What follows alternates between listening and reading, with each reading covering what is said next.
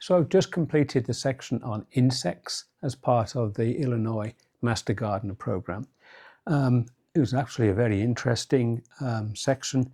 So the learning objectives were to learn the basic characteristics and major classifications of insects, to understand the basic anatomy of insects, describe the difference between incomplete and complete metamorphosis life cycles in insects, and understand the basic principles of integrated pest management and how this relates to insect management overall.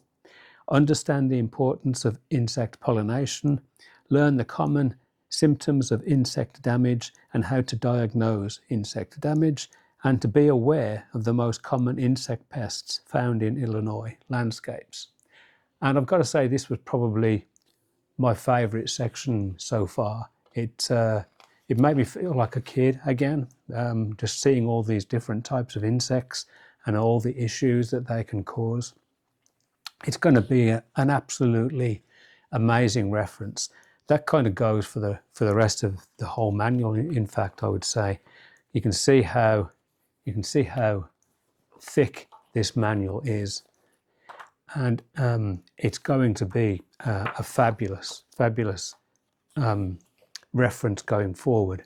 I still have quite a few sections to complete, and my goal is to complete it by the end of the year, because in January I can actually apply to the next step, the most exciting step in becoming a Master Gardener, and that is being part of the volunteer program. But before I can do that, I have to complete all of these sections and pass the exams in each case.